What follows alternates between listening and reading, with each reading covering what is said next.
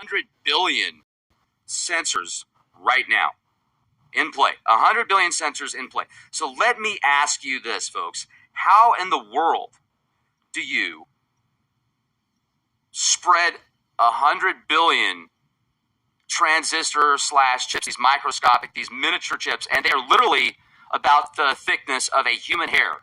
And I'm going to share with you images in just a minute. But let's talk about this graph here first. A trillion in just a few years, 100 billion right now, 100 billion tracking chips, sensors, potato, tomato. These things are miniature, and I'm going to show you the Hitachi chips that are considered at least the smallest that we're told about. And it's not, they don't even call it dust anymore. They don't call it smart dust. It's called smart powder. And this stuff can be used for virtually anything that you can think about. Talk about a voyeur's wet dream. This stuff is crazy. So when we go to right now, look at the time frame. You can see about 100 billion of these sensors. Now, let's do this. Let's go to the next image right here. And as you can see, the original, well, I shouldn't say the original, but the 2013 time frame, they had these tracking chips, smart dust, that was 0.4 millimeters. So you could see one of those things on your fingertip if you got pretty good vision, or if you got glasses on or contacts. And you're like, okay, what is that? It looks like a piece of dust. You just wipe it right off your finger. That is a tracking chip that actually can send a radio frequency identification signal and hold data as to what subject is tagged. This information will be relayed back to the receiving source. And then if you go down here, now you've got the powder type. The powder type tags are some 60 times smaller than the mu chip above. It's like, yeah, mu, because the one above looks like a cow in comparison to these tags 60 times smaller. That is a human hair in the center, ladies and gentlemen. That's a human hair. How are you going to know if you're tracked? Do you think they need to track you by injecting it in your arm or injecting it in your hand or, in your forehead? No. Do they need your permission? No. They'll do it in the name of business.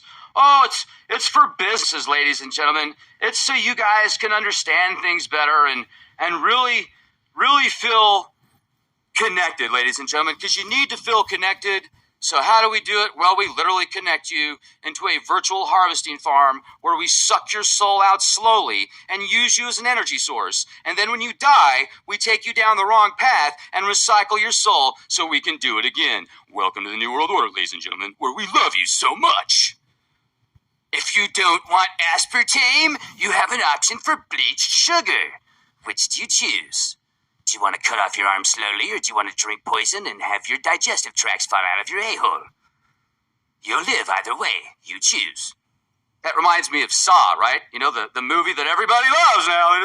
And somebody that I know that you would think is like a librarian, because she looks like a librarian, she is watching Dexter right now, like she's going through a marathon of Dexter, and it's creeping me out. I'm like, how do you watch that? And it's just, oh my gosh, I'm freaking out just thinking about it, man. But all right, look at this right here.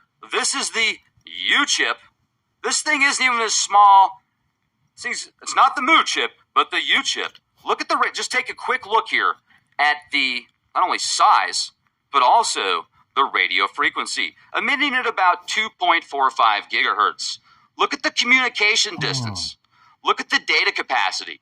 Now, if you've got 1 trillion sensors, 1 trillion microchips around the world,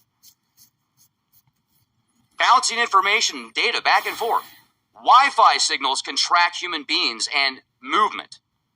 Wi-Fi, let me repeat that. The Wi-Fi signals in your house create a network of frequencies that can be picked up, and people can track where you are, how many people are in the room, what's in the room. It's incredible. That's ancient technology. This right here is ancient technology, yet most people don't know about it. And this, in my opinion, now, I feel that we could already be microchipped, ladies and gentlemen, and not even know it, because it could be in your pores, It could be in your brain. It could be in your nervous system. It could be all over. And that gigahertz frequency